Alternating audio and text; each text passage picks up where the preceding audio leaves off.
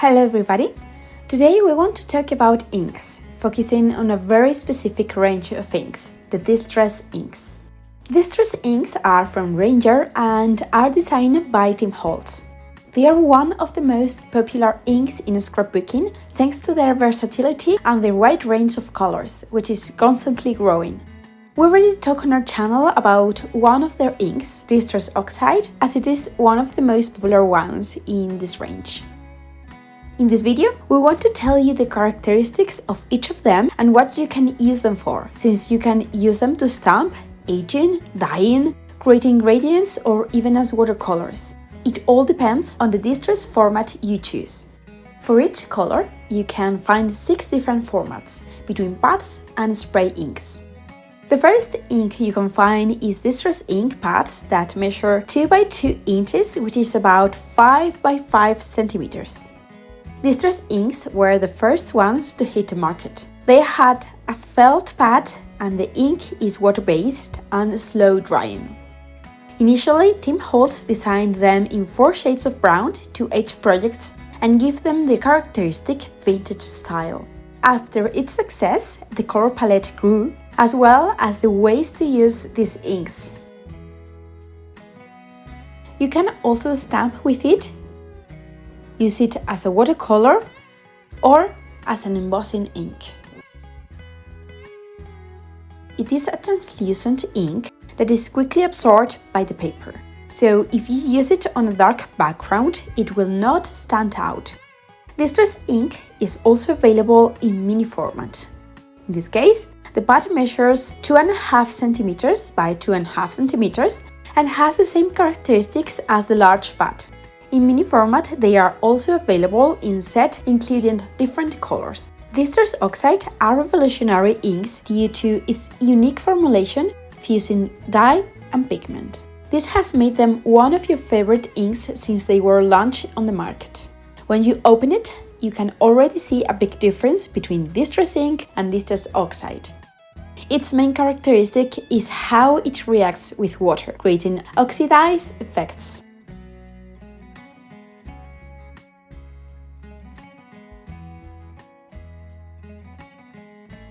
Distress Oxide is an opaque ink because of the pigment, so it stays on the surface of the paper, so it's great for use on dark backgrounds. It is also perfect for creating gradients because it is very easy to blend.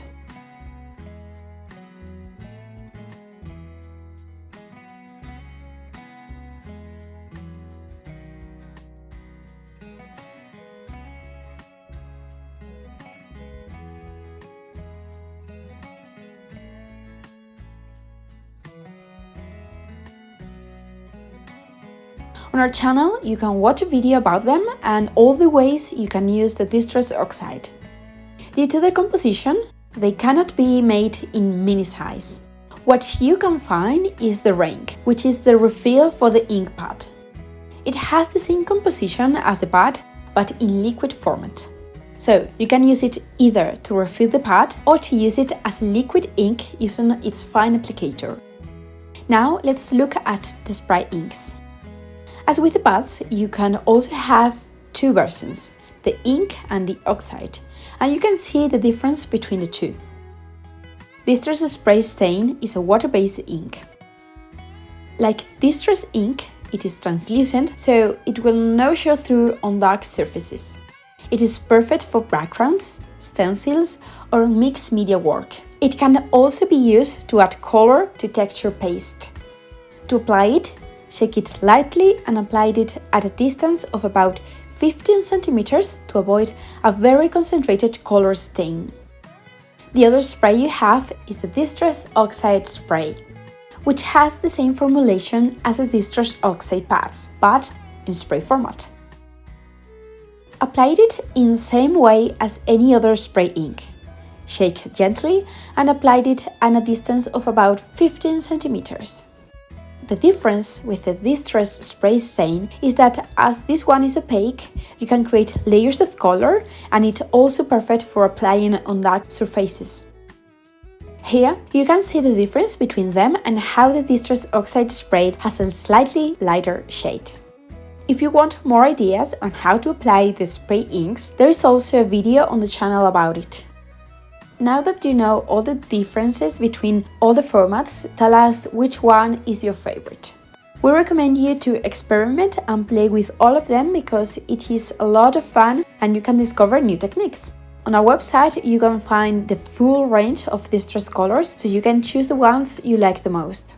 See you in the next video.